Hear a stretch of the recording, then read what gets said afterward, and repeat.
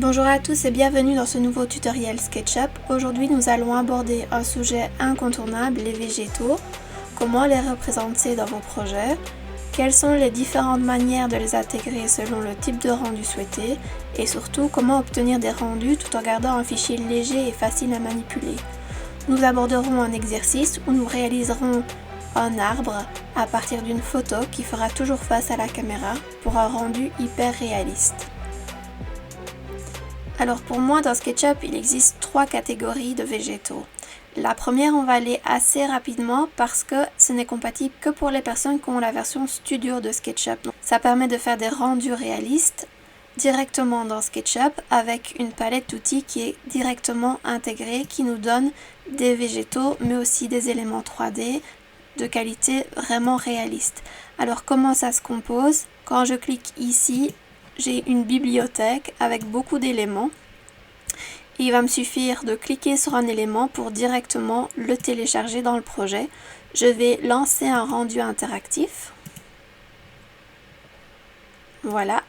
Et je vais m'approcher du modèle pour bien vous montrer la qualité des modèles 3D. Et arrêter le focus. Voilà, donc si je sélectionne un élément parmi toute la bibliothèque, voilà, je n'ai qu'à cliquer et intégrer le projet directement dans mon modèle. Et alors, j'ai la végétation qui arrive et je peux cliquer autant de fois que je veux pour intégrer les éléments. Et alors, si je regarde l'élément de très loin, il ne calculera pas ce qui est en arrière-plan et il calculera plutôt ce qui est à l'avant-plan de la caméra, ce qui permet d'avoir des rendus extrêmement rapides. Je vous recommande ce moteur de rendu si vous voulez des réalisations extrêmement réalistes.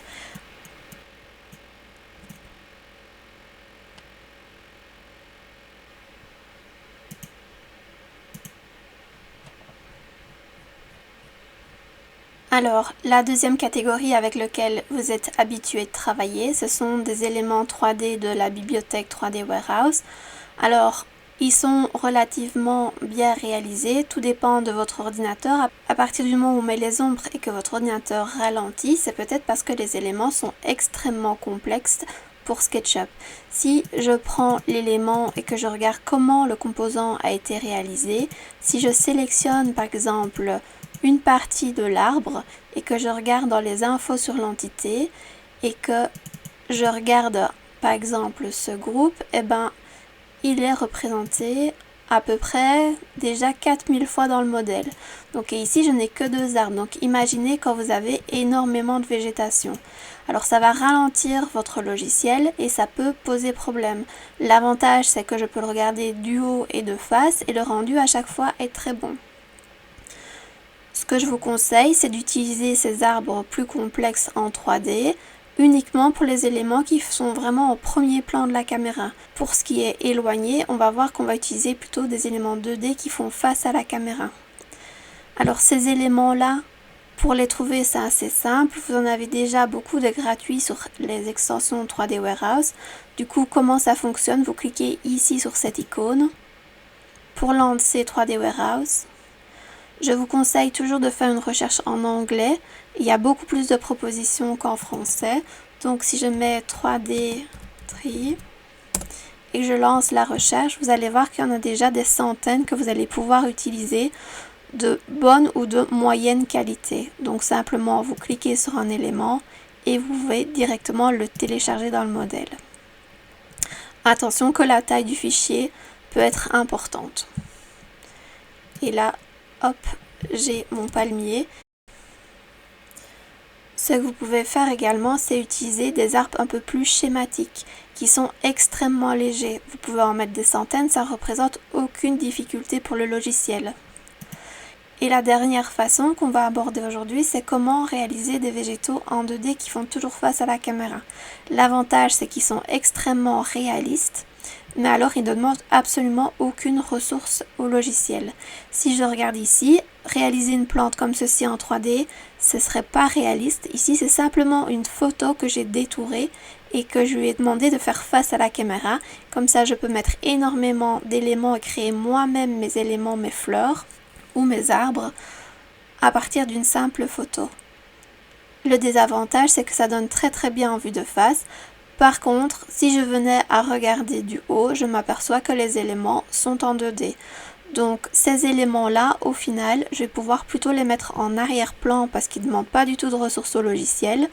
Et je vais pouvoir faire énormément de copies. Et quand je voudrais mettre des éléments en premier plan, j'utiliserai plutôt ce type de végétation. Mais on voit bien la différence entre les deux arbres, que celui-là, malgré tout, a l'air plus réaliste que cet élément-là en 3D. Alors on va jouer en fonction des projets pour savoir si on va utiliser plutôt des éléments 2D ou plutôt des éléments 3D. Lorsque vous allez vouloir donner une ambiance, par exemple de forêt ou de campagne, etc., vous n'allez pas utiliser des arbres que vous allez copier autant de fois, vous allez plutôt choisir une image que vous allez mettre en arrière-plan sur une surface légèrement incurvée comme ceci, ce qui va vous permettre de rapidement donner une ambiance à votre projet sans forcément demander beaucoup de ressources au logiciel. Alors, pour créer cet arbre, je vais ouvrir un nouveau projet. Et je vais aller sur internet chercher une image d'un arbre en PNG, pas en JPEG, je vais vous montrer pourquoi. Je l'enregistre sur mon ordinateur. Je vais vous mettre également des arbres directement sur le site internet dans les ressources gratuites pour que vous puissiez trouver des images en PNG. Ici j'ai l'exercice, donc simplement j'ai enregistré des images sur mon ordinateur et je vais simplement cliquer sur mon arbre et venir le relâcher. Si je veux qu'il se mette directement dans la bonne position, je peux me mettre en vue de face, comme ça faire face à la petite dame et directement il s'importe dans la bonne position. Sinon j'aurais pu l'importer à plat et puis le redresser. Et alors je vais faire exactement la même chose. Ceci c'est une PNG, je vais vous montrer. Et je vais faire la même chose avec l'autre image qui est une JPEG. Je prends l'image et je viens l'importer, je me mets en vue de face et je l'importe. Et là on voit en fait que les JPEG, si le fond est blanc, le fond n'est pas transparent. Une JPEG prend en compte la transparence de l'arrière-plan.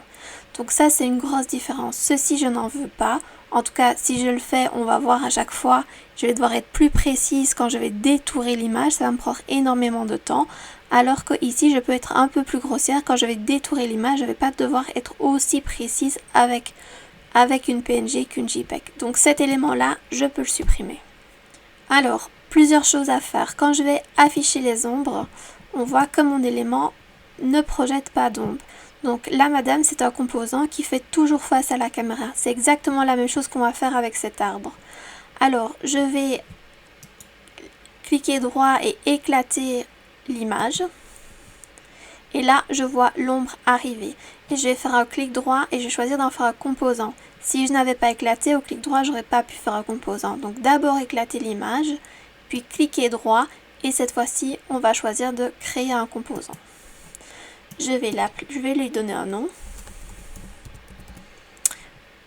Et alors, ici dans les options, je vais décider de toujours faire face à la caméra. Et ce qui va être important, c'est de définir les axes du composant. Ici, définir les axes du composant. L'axe du composant, ce que je veux, quand je vais bouger autour de là, je veux que le point d'insertion soit ici et pas là.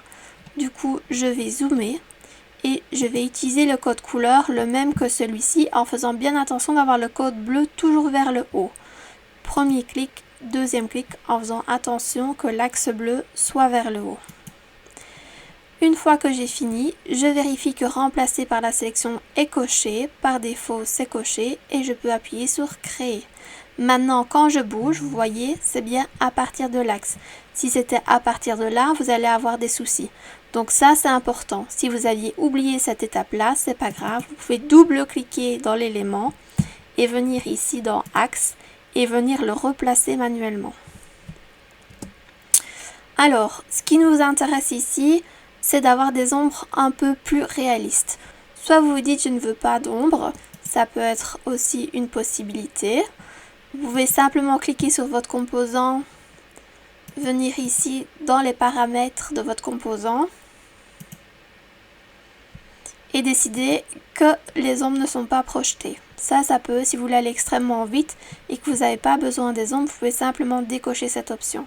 Nous, on va la recocher et on va essayer de détourer notre élément pour avoir des ombres réalistes sur le sol. Alors comment je vais m'y prendre? Je vais double-cliquer sur mon composant et je vais aller chercher l'outil main levée ici. Alors je vais m'approcher et je vais garder enfoncé et c'est là que je vous dis que vous n'êtes pas obligé d'être hyper précis.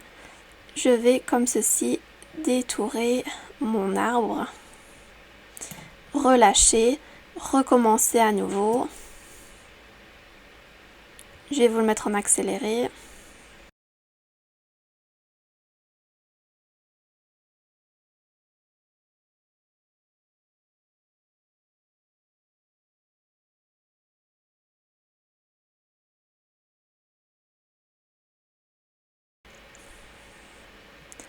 Une fois que vous avez fini, vous êtes bien dans votre composant et ce que je vais faire, c'est simplement rajouter des petits éléments à l'intérieur pour avoir plus de réalisme. Je vais prendre l'outil gomme. Si je sélectionne et que tout est bien bleu, c'est que j'ai réussi à tout faire en un seul coup et qu'il n'y a pas de trou. Si vous n'arrivez pas à sélectionner cette partie-là, faites bien attention de vérifier que toutes les lignes se touchent bien. Du coup, à présent, je vais simplement utiliser l'outil gomme et je vais aller effacer la partie extérieure de mon image. Et là, on voit que mon ombre est beaucoup plus réaliste. Et je vais sélectionner les parties internes et appuyer sur la touche Delete du clavier. Et là, on voit quelques petits détails en plus. Et l'ombre est beaucoup plus réaliste. Plus vous allez prendre du temps à détourer manuellement, plus l'ombre sera réaliste. Ce qui m'ennuie encore, c'est ce fameux trait noir. Alors, si je double-clique, je pourrais les sélectionner, garder CTRL enfoncé et venir sélectionner chacune des lignes. C'est extrêmement long et aussi c'est source d'erreur. Voilà, et j'aurais pu faire clic droit, masquer. Ici, on veut le faire de manière plus rapide. Alors, on va simplement avec l'outil sélection, triple-cliquer pour tout sélectionner et avec majuscule, on va désélectionner la face interne. Je garde majuscule enfoncé et je désélectionne uniquement la face interne. Ce qui va me permettre maintenant de faire un clic droit sur ma sélection et de choisir masquer. Et là, j'ai mon arbre qui me fait face.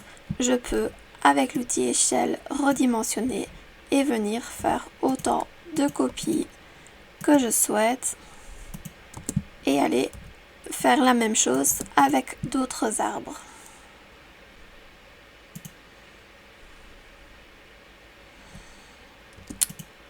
On a fait cet exercice-là avec un arbre, mais vous pouvez aussi faire ça avec des objets de décoration. Ceci aurait été très difficile à modéliser. Vous pouvez simplement le faire également avec des objets.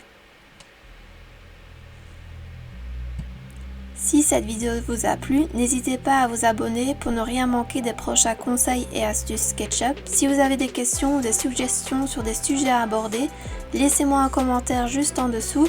Pour aller encore plus loin sur l'utilisation de SketchUp, vous pouvez retrouver d'autres ateliers pratiques sur le site. Merci de votre attention et à bientôt pour de nouvelles vidéos.